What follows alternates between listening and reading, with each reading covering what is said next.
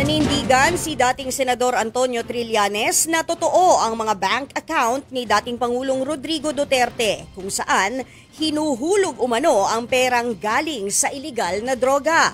Giit pa ni Trillanes, ginamit lang ang drug war para proteksyonan ang sindikato ni Duterte. Narito po ang report ni Ria Fernandez.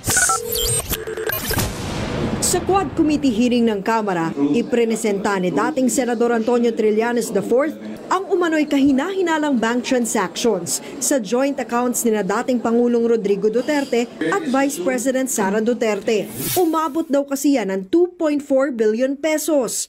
Base rito, pumasok ang pera mula 2006 hanggang 2015. Sabi rin ni Trillanes, may nagdeposito ng 120 million pesos sa bank accounts ng pamilya Duterte. Nanggaling daw yan sa 2016 campaign contributor ni Duterte na si Sammy Uy na iniuugnay sa iligal na droga. Ito pong mga ito ay mga manager's checks under their name na ang origin po ng account ay yung isa dun sa mga drug lords na minention ni Las Cañas na si Sammy Uy. Ginagawa niya yung war on drugs para proteksyonan niya yung sindikato niya na sina Michael Yang, Sammy Uy at Charlie Tan. Sa panayam ng News 5, sinabi ni Trillanes na nanggaling ang impormasyong ito tungkol sa bank accounts ni Duterte kay Joseph De Mesa.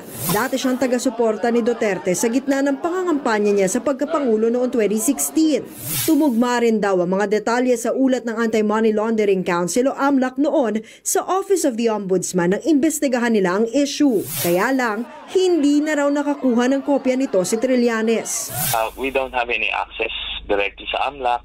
Eventually, pinalitan ni Duterte ng mga tao niya. Kaya talagang they were there to protect Duterte. Ang tanging paraan lang daw ni Trillanes para kumpirmahin na totoo nga ang joint accounts ng mag-amang Duterte ay hulugan ito ng pera. Tinanggap ng bangko, merong resibo sabihin live yung account. Dahil daw dyan, pumasa agad noong 2016 si Trillanes sa hamon ni Duterte na magkita sa bangko na may hawak ng sinasabi niyang joint account. Pero tanging si Attorney Salvador Panelo lang ang dumating.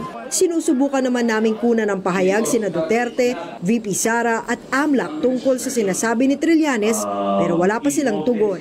Nagbabalita mula sa Frontline, Ria Fernandez, News 5.